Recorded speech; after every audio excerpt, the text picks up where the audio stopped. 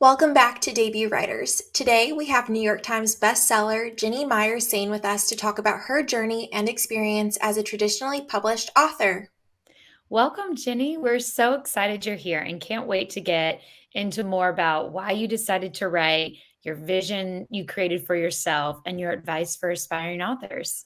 Oh, thank you. I'm so glad to be here. I can't think of two more fun people to talk to, so I'm super excited.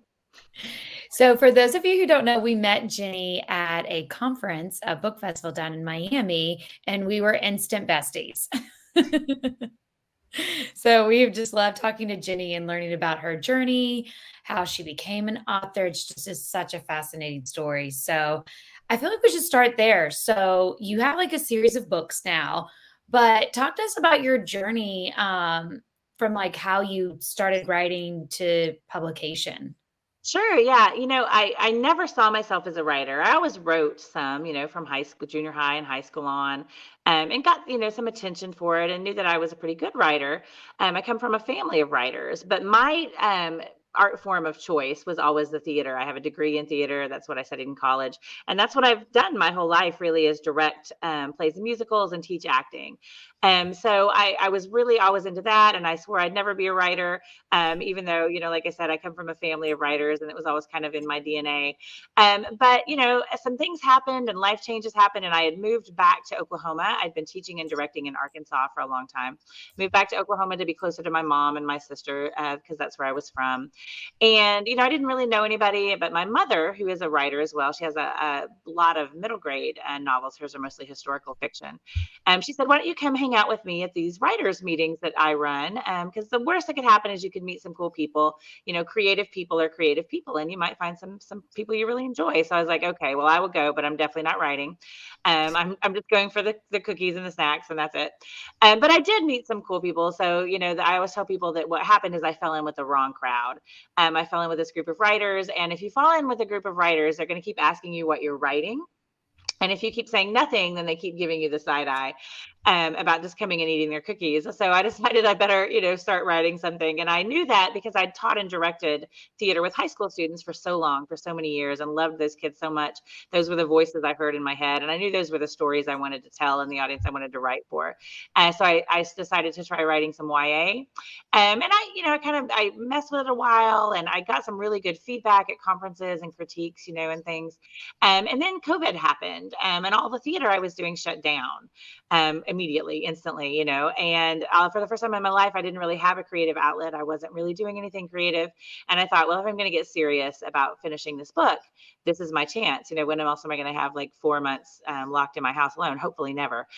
So I decided to sit down and do that and was able to finish the book that I'd been working on and create it and was landed a literary agent with that one pretty quickly. And that was Dark and Shallow Lies, or the book that would become Dark and Shallow Lies. And it sold at auction like a month later. And the rest is kind of history, I guess, as they say. But that's sort of my journey from I will not be a writer to I guess I am definitely a writer now.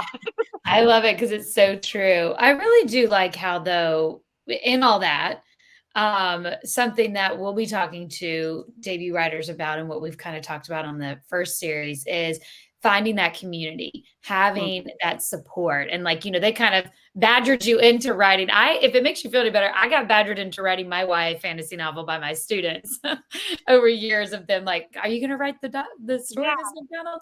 And so, but in there, I heard a lot of, I went to conferences. I was part of writing groups. I got Yeah. feedback. I Yeah. honed my craft. So I think a lot of authors sometimes don't think about that all of this has gone behind. All we see is that success you have. And we're like, "Oh, they were just an overnight immediate success. It took nothing to get there."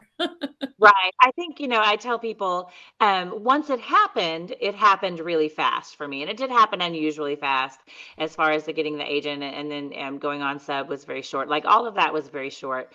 But the time leading up to that, when I was going to those conferences and making those connections and working on that craft, that's a slow process. So I always tell people for me that writing was slow until all of a sudden it was very fast.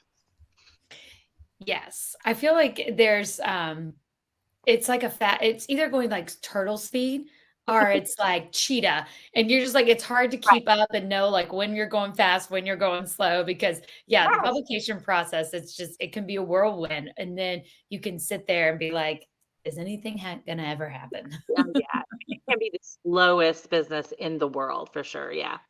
Skyscrapers get built in less time, often.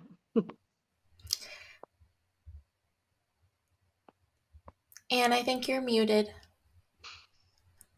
Oh, sorry. I don't even know how that happened. It was probably like, "Hey, you're talking too much, Anne. We're just gonna put you to the side." Um, so when you're writing this first book and you're kind of thinking, you knew, so I was gonna ask you about your target audience, but that's great. You kind of answered that question already. That was for the voices you heard in your head. That was the audience that you were connected with. But when you're writing this, were there any goals that you kind of already had that really played into how you then wrote the book? Like long-term goals as an author that you potentially had that you kept in the back of your mind as you wrote? I don't know that at that point there really were, because when you write that first one, I mean, my only goal really was that I wanted to get that book published, and frankly, I wanted to make some money.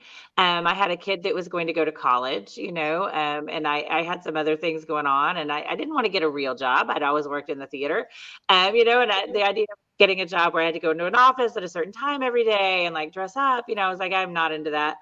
So my goals were really to provide myself with a source of income, for myself and my child that would allow me to work creatively, and to be around creative people and to be involved in a creative industry. So my real goal, my only goal at that point with that first one was to be traditionally published. And I knew, that I know there are a lot of ways to be published now that that traditional publishing is certainly not the be all and end all, that it used to be. But that's the world that I knew best because that's the world my mother had worked in, and I kind of had some grasp on how that worked, even though many things have changed in the many, many years since she was, getting started. But I also knew that that was my best chance for actually making some money, kind of upfront, getting a good advance. And I knew that if I went the self-publishing route, it would take me a long time to get to that. So that was really my own goal, was to find an agent, and get that book, published, was my primary goal at that point. So when you started writing the book, you've told me your hook before, and I'm absolutely obsessed with it. Did you have that hook before you wrote the book? Yes, yeah, I did. So the hook for Dark and Shallow Lies is a question, and the question is, how do you keep a secret in a town full of psychics? And the way I stumbled across that is I was, kind of wandering around the middle of Central Florida with my son. We'd gone to see the manatees at Blue Springs State Park here in Central Florida. And close to that was a little town called Casadega, Florida, which bills itself as a psychic capital of the world. And we decided to check that out. And so we went over there, and it was just this tiny little town with nothing but like one town square and like crystal shops and tarot readers and I mean all these fun little things, and that's all that was there. And I was standing on the steps of a bookstore there, kind of a psychic spiritualist bookstore, and that question kind of popped into my head. How would you keep a secret in a town full of psychics? Because I grew up in a small town in Oklahoma, and then lived for many years in a small town in Arkansas, and I know it's hard to keep a secret in any small town, but if everybody was psychic, like how would you do that? And it hit me as soon as that question popped in my mind that that would be a great premise for a book. So I knew that question, and then I kind of had to ask myself, okay, so what is the story? What is the story that lies underneath that hook or that premise? And I think that that really added so much because you had written a different book first, right? Yeah, I had written a couple of books. Well, one and a half, that I'd gotten a lot of really good feedback on. One that I'd been querying, and I'd gotten quite a few full responses, and people were interested in, and they loved the writing, but it wasn't quite grabbing, an agent. I got really close a couple of times, but as soon as I had that idea for that hook for Dark and Shallow Lies, I was like, this is an interesting, really interesting premise. I think this might be the one that grabs an agent for me. And since then, I have set out purposefully. That was kind of a happy accident, but I have set out with each of my, subsequent books to come up with a really strong hook before I sit down to write. I think that that's like just such an important key takeaway. But the other aspect of that I like is that your books have really started with the setting, which I think is really unique. So, not only with Dark and Shallow Lies, but can you also talk about with Secrets So Deep and with One Last Breath, how you really determined what the hook was and the setting for those? Yeah, I start with two main things now when I sit down to write a story. One is that hook, because I do want to make sure I've got a strong hook, because I tell people all the time when I'm teaching and editing and working with clients and working at workshops that it is not, unfortunately, enough to have a well-written book. You can have a book that has beautiful prose or an interesting plot or whatever, but if there's not something about it that is different, something that stands out and grabs attention, it's going to be a hard sell in traditional publishing, because it's a really crowded market. Like all of the genres, all of the age categories, everything is really crowded. So that hook is important. But for me, setting is also really important, and I think that's just more of a less of a marketing thing than it is a personal thing. As a writer, I've always been drawn to place. I have a really strong sense of connection to certain places where things happened, either historical things or things that are important in our family. And I knew I wanted to tell those stories set in those places. So Dark and Shallow Lies is set in the bayou of far South Louisiana, very isolated. Only way in is by boat, and I knew I loved that setting and I wanted to use that. Secret So Deep is set on the Connecticut coast at a theater there. And it's kind of on the kind of this theater that clings to the rocky coast between the sea and the fog. And it's a very sort of haunted place. I worked at the Eugene O'Neill Theater Center in New London, Connecticut, and Waterford, Connecticut for 6 summers, and that place is modeled very much after the O'Neill Theater Center there. With One Last Breath, that story is set in Central Florida. It's set in the freshwater springs we have here in Central Florida. And it's a really lush, beautiful part of the state, very tropical. These oases we have kind of in the middle of nowhere that are so beautiful, but also there's a deadly side to them as well. Not only because there's a lot of, kind of wildlife that might eat you that lives there, but they also are very dangerous places for divers. Lots of deaths happen in those caves and divers exploring those caves. And I really wanted to use kind of that idea. I'm drawn to places that are beautiful, but also dark and deadly. I like that combination. So my next book, the one that comes out next year, is set in the Arkansas Ozarks, which is another place. I lived in Arkansas and in the Ozarks for 20 years, so I love that place. But it's also another place that in those remote areas can be very dangerous and very isolating and very sort of scary, but is also certainly a really beautiful place as well. So I'm currently reading One Last Breath. Mm-hmm. What was the hook for that book? The hook for that book is, how many times would you die to save the life of someone you love? That's the question that I Oh. ask myself for that book. Like, how many times would you be willing to repeat that cycle or to go through that if it was necessary to save the life of someone that you were connected to? Okay, So well, it's I all just started the book and now I'm like, wait a minute, what's going to happen in this book? Get ready. Oh, because I finished that one and it's so good. I don't want to okay. give anything away, but it really is. And I know I've told Jenny this before, but there are elements of that it's written in a way that I even question like what was real and what wasn't to the yeah. I can't So wait. I think about Brie a lot when I'm like reading that, because, or when I'm talking about that, because a lot of people ask me like, is that a real murder? Was there a real mystery? And I was like, no, but I'm glad that you are that into it. I'm glad you're that pulled into it. oh, very much so. I know exactly where I was when I started talking to my husband about it because I mean we were kind of in a remote place too, and I was like, "Am I like I'm not making this up, right? Like I didn't miss this," and he's like, "No, no, no." um, I just so like it. It caught me in the beginning because it's talking about like all the serial. Because I'm in Florida.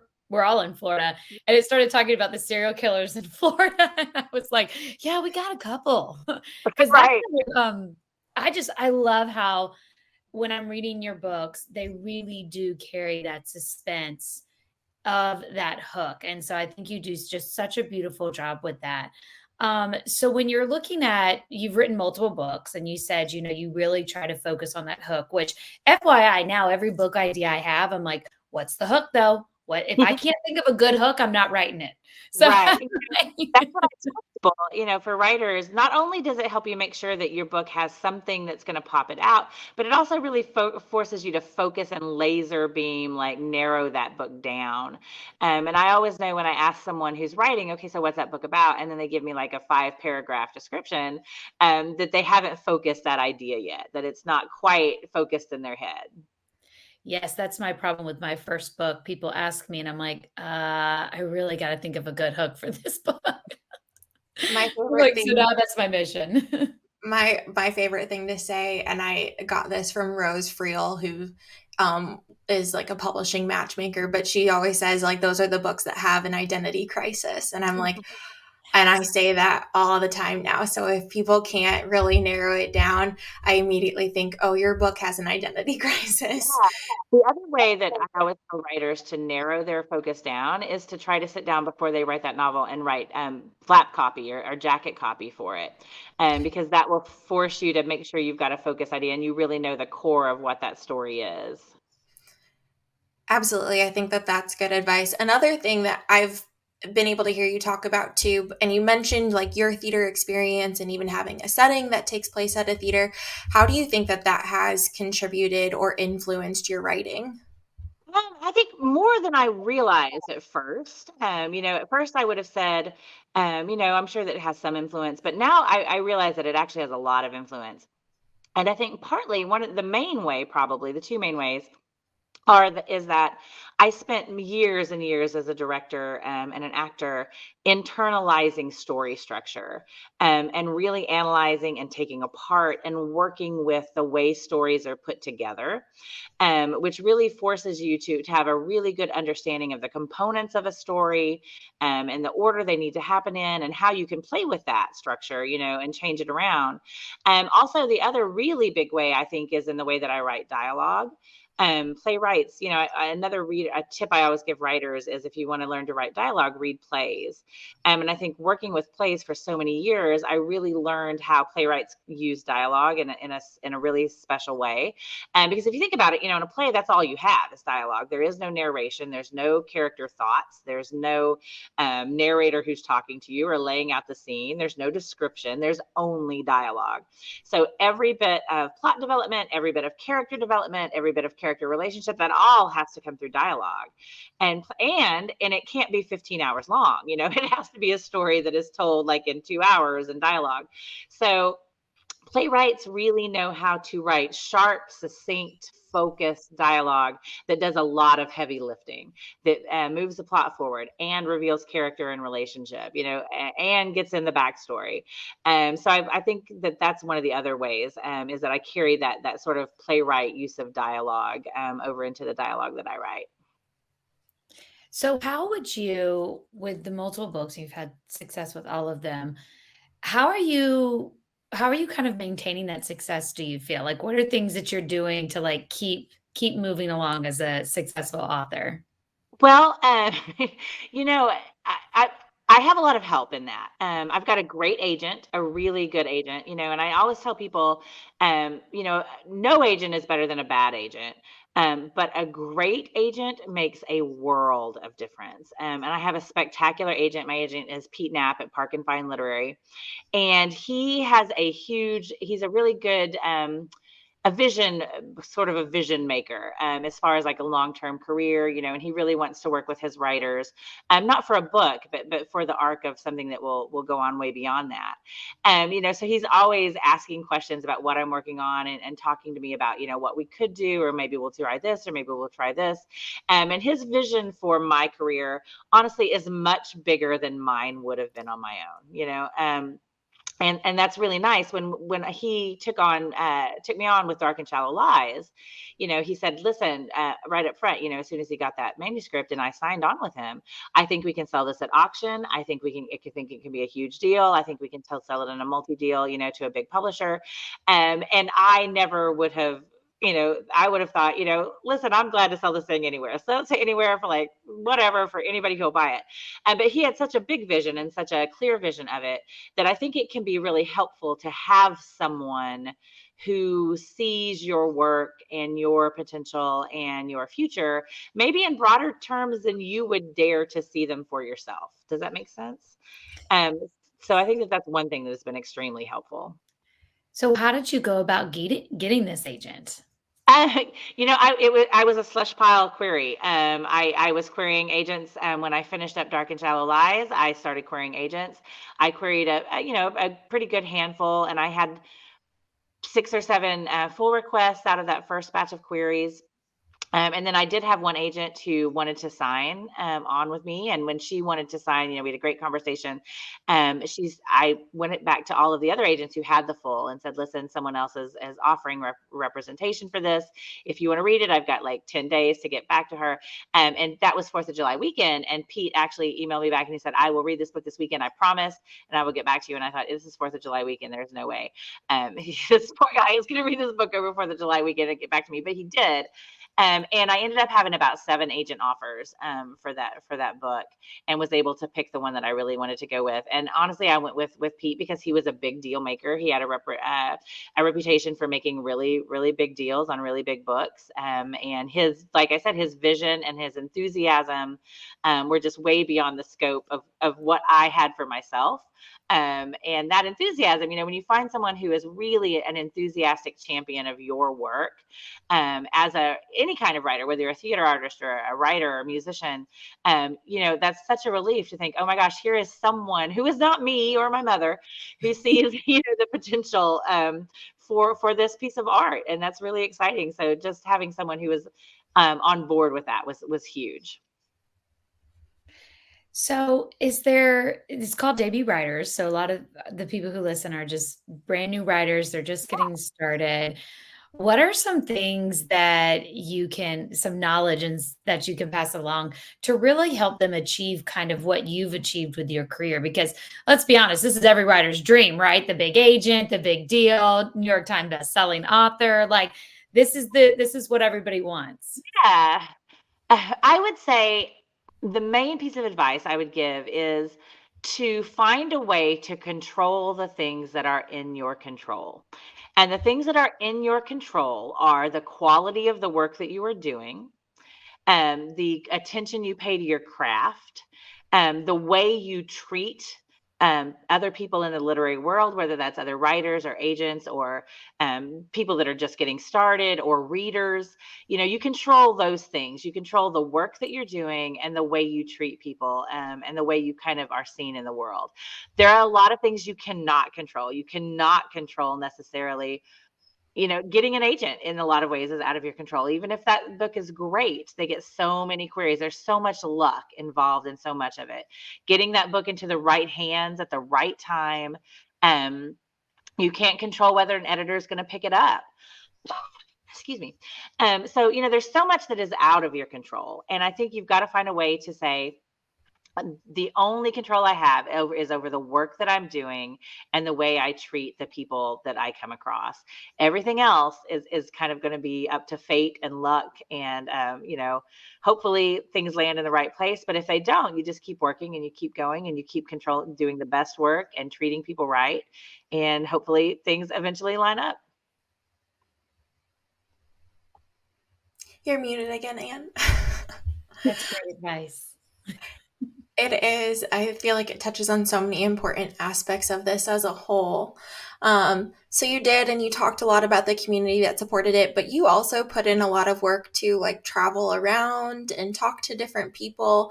Can you just touch on that a little bit too? Because I think the community is really important, but I know I've also talked with a couple of writers who always say they're like, I just want to write the book and then that's it. Like, I don't really want to do anything more than that.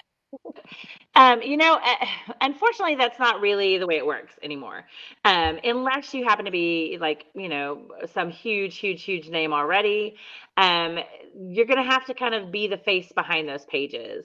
And that's one of the things that has changed a lot since my mom, for example, was writing. Her books were really big. She won a lot of awards and a lot of school visits. Her name is Anna Myers, and she wrote a lot of historical fiction that was really popular. But what she did not ever do is, she never had social media. She never had Instagram. She never had TikTok. She never had podcasts. She never had, so maybe eventually every once in a while she'd do a newspaper interview, or like she did a lot of school visits and a lot of speaking at conferences and that sort of thing. But gone are the days where you could just kind of be the writer in your basement with a typewriter, and send those pages out into the world.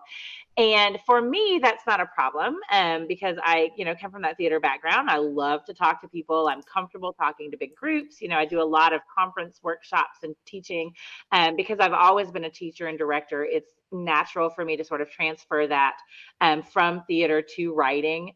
So, I like that part of it. I don't always love the social media part of it just because of the time it takes up. But the speaking and the interacting, meeting readers, teaching workshops, teaching classes, I love that sort of thing. Doing podcasts, like it's so much fun to me. A lot of writers have trouble with that, because a lot of writers, whether it's, I mean, it's the stereotype, but it's the stereotype for a reason. A lot of writers are introverts, and a lot of writers, are sort of quiet people by nature, and not, loving to get up in front of groups and talk. So I would say, find the things that you can do that you do enjoy, and do those things, and there are ways to get better, at talking to groups. The more you practice, the better you get at it. And that's a skill that can be learned. Whether it ever turns into something you love or not is another question, but it is a skill you can get better at and you can practice. Yes, that's something that I really like about being in publishing and having the educational background, is that it makes it where now I'm like so big on education. This podcast, I do a lot of conferences as well where we met, just trying to speak and get as much information as we can get out there. And Debut Writers is really a lot about behind the curtain scenes. Like, what are some of the things that nobody really talks about or shows you that are actually really happening as you go through that publishing journey. So, is there anything like behind the scenes that you can give us that was like, whoa, I did not see that coming? You know, I it's anytime I talk about my publishing journey, I try to preface it with the fact that things were unusual for me, and I admit that, and I know that. So, I love to talk about sort of the way things happened, but I do want people to understand that things moved really fast for me, and they usually don't. And just because they don't move really fast for you doesn't mean they won't move eventually. And it doesn't mean they won't move in big ways. My book was picked up really quickly by an agent. It was picked up on Sub after like 24 hours, ended in auction, and went on to become a New York Times bestseller. But I also have friends whose books have gone on to become New York Times bestsellers after they sat on Sub for over a year, with no one picking them up. So I always say, don't worry so much about the timeline. It can happen fast, it can happen slow, but it can still happen. It's kind of like, when you're talking about babies and people are all like, oh, my baby walked at like 9 months. Oh, my baby didn't walk until he was 18 months. Well, now they're 14 and they both can walk, right? Yeah. They walk the same. Like you can't look at two teenagers and be like, well, I bet that one walked at 9 months and that one didn't walk until he was 14 months old. That's a You great know, analogy. you're walking, Um, so I just tell people, don't get caught up in comparison, because every journey is going to be different. The other thing I can say is that I hear a lot of people say they want to self-publish because they want to maintain control of their work, that they don't want to lose control over their content, their cover design, all of that kind of stuff. And I always try to push back on that a little bit, because I think that that is sort of a myth. Not everyone has full control over those things when they're working in traditional publishing, but almost everyone, if they, at least particularly if they've got a good agent, a good editor, has at least some control over that. So I try to tell people that traditional publishing is not about giving up control. It's about working with someone else to make that book more polished. So, for instance, like an editor, a lot of people say, oh, I don't want anyone to edit my work and make it their work and not mine. I always try to say, a good editor, their job is to make your book more your book. Their job is not to make your book their book and their vision. And my You should editor, not publish your book without having an editor. right, exactly, yeah, everybody needs it. Everybody needs an editor. And if you think you don't, you probably are desperately one who does. Yeah. Um, really good at editing. But any good editor, and I have such a good editor at Penguin, and we've worked on 4 books together now, and I love her. But her job is not to take my book and make it her book. Her job is to make my book the most my book it can be, to help me clarify my vision and hone that vision and focus that vision. And that's what a good editor does. I have had input on everything from cover design to audiobook narrators. I've been right in there on every decision that's been made regarding all of those things for all of my books. And partly that is because I have a good agent who keeps me forefront in all of that process. But it's also because, at the end of the day, they want the author to be happy with those things, and certainly there are times when there's conflict, and other writers have had issues or, that pop up from time to time. But for the most part, traditional publishing is not the complete relinquishment of control artistically that most people think it is. I love it, And debunking myths. I know. Well, I love how too you talk about how your agent really is having a hand in that because I went straight to a traditional publisher, but I didn't have an agent and I was very much out of the loop.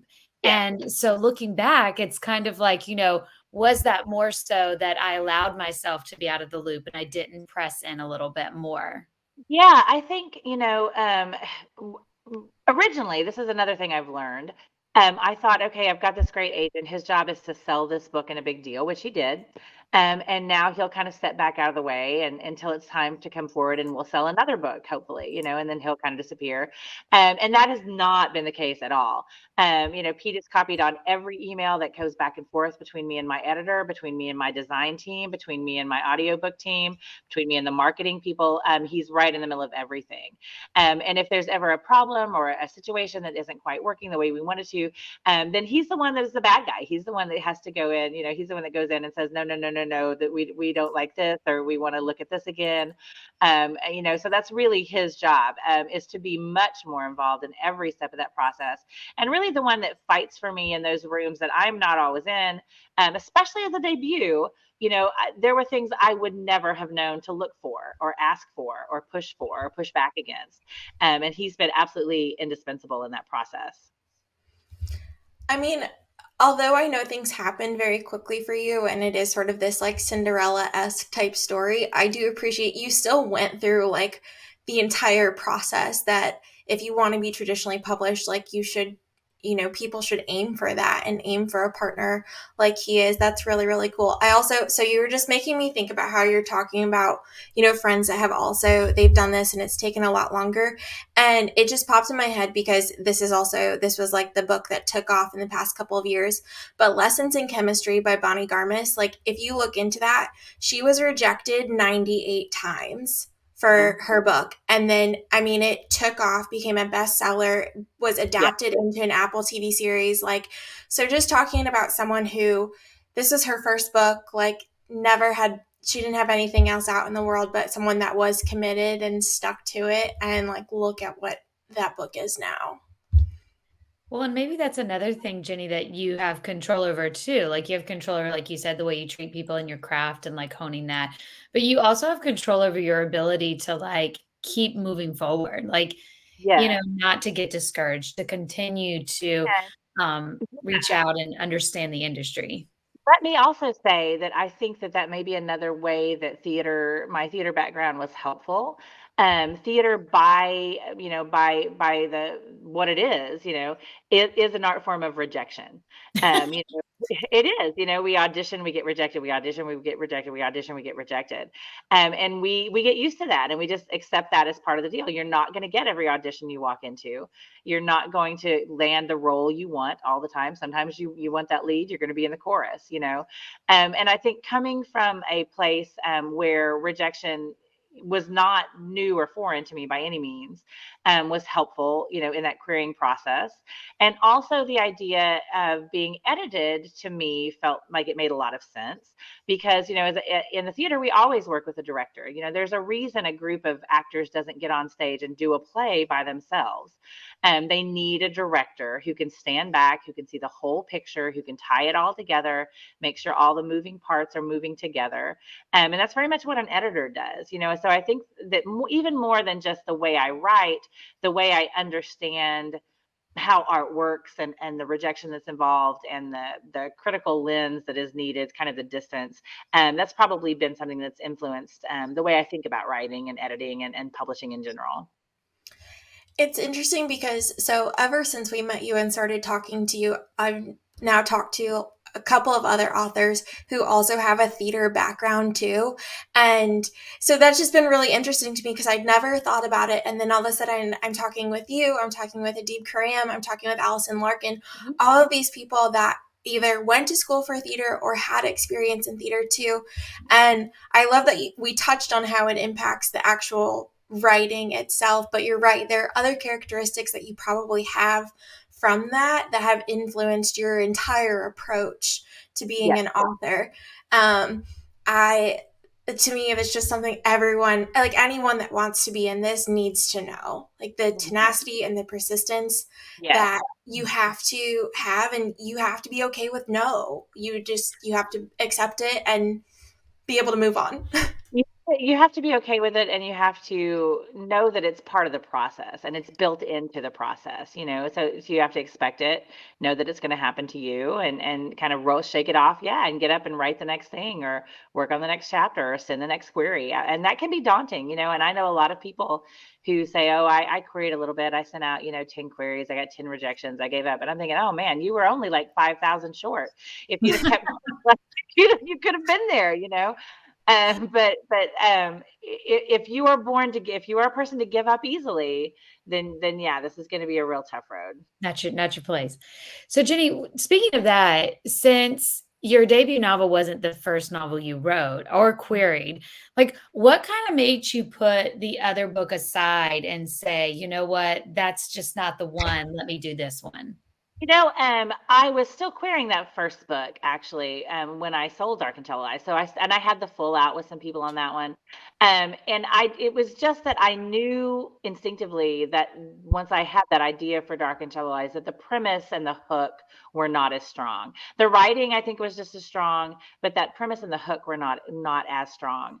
So it was more that, I just knew that they weren't, it wasn't quite what I wanted, what I wanted it to be.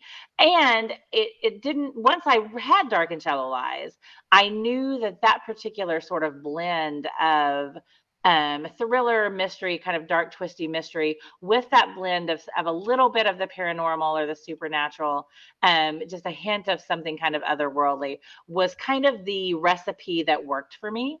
And that's the recipe that I sort of wanted to stick with going forward because I think, YA thrillers at the time Dark and Shallow Lies sold was and still is a very kind of hot spot to be in. It's a really popular genre, a really popular age category. So I knew that, going in, that the YA thrillers were really popular. But I also knew it was a really crowded space, and it still is. And I think that little hint of the paranormal or that little bit of the magical is one thing that kind of sets mine apart, in a really crowded field. So I knew I sort of wanted to stick with that formula, at least as long as that formula was working. Yeah. On So that note, really, oh, sorry. sorry, Brie. I was gonna say, so inspiration, because you get like this setting inspirational stuff. You get very inspired by stuff. Finding that thing that inspires you most, because I think when you read your books, you can tell that you're very attached to the setting of stuff. Mhm. Your description and the way the setting almost becomes a character in itself is really something that draws me into your books, definitely, because I like travel and all that stuff. Oh, And thank you. yeah, and then, like, the drive, like you said, like, understanding the rejection and, like, still pushing forward, and then, man, you just that book hook. You gotta start with something that's gonna make it just hook people and really get them Yeah. in. Yeah, I mean, I think that's all important. I think the other key ingredient I can't stress this enough, and this is something that I used to tell my theater students all the time. Um, you can't underestimate how important the way you talk to people and interact with people and move through the world is. And if you don't move through the world in a positive, grateful, helpful way, you're not going to move very far through that world, Uh, yes. And I always As an think that, acquisitions director, I can attest to that. Like, yeah, there I are some people that get an automatic no because of the way they respond to me. I'm like, yeah, and that's a hard no. absolutely. And you never know who is going to come back and be in a position to be helpful to you one day. You never know who's going to get that job at that publishing company or with that agency. I always tell my theater students, you never leave a room after an audition or a class or a workshop without personally thanking the teacher for their time. You never talk about anyone who's in the class. You put your best foot forward, and if you're genuinely helpful and genuinely open and genuinely kind to people, it goes a long way, because not everybody in this industry is. I mean, not everybody in any industry is. But publishing, writing, theater, I mean, those can be kind of cutthroat worlds. And the way that you operate is huge. It's like a small town. It's like the rules of a small town, especially a southern small town, is you do Yes. not talk about anybody unless you are behind closed doors. You don't know who's related to who or who's connected to who. Everybody Um, knows everybody. Everybody knows everybody, and everybody knows everything. So be careful in the things you say, and be thoughtful, and intentional in the ways you interact with people. Absolutely. At the end of the day, every industry is just its own small world. Mhm. And so, always good to keep that in the back of your mind as you approach every conversation, every query, literally every step of the journey. Well, Jenny, in addition to your books, I know that you also work with authors. How are you working with different writers, and how can they find you or someone else contact you if they would be interested in working with you? You can contact me at my website. It's GinnyMyersSain.com. But I'm also on all social media. I'm on Instagram. Instagram's probably where I'm most active. But I am on Instagram, and I'm on whatever we're calling Twitter now, X and Threads, and sort of on TikTok, marginally on TikTok. But you can always contact me through any of my social media. I'm on Facebook. If your grandmother wants to get in touch with me, she can find me there. Um, look me up. I love working with writers. For years and years when I was growing up, I loved watching my mom work with writers. She did a lot of coaching and working with writers and mentoring. And I could see how much joy it brought her and how much she loved it. But I didn't really understand until I started doing it myself, the absolute joy that comes from helping someone else find their way on that path, whatever that way is. So for me, it's an extension of what I've always loved, which is directing and teaching. And now I get to apply it in all sorts of new ways, which is exciting. That's awesome. Well, thank you for taking the time to share your knowledge and experience. It every single time we talk to you, I feel like I learn something new from you. And so we really appreciate all that you're willing to share and help all of our debut writer listeners as Thank they you so embark much. on this crazy journey. I just love talking to both of you. It's always a good time. So I'm always glad to chat. Thank you for tuning into this episode of Debut Writers. Make sure to check out our newsletter for your 3 T's and subscribe to never miss an empowering conversation. Stay inspired and keep writing.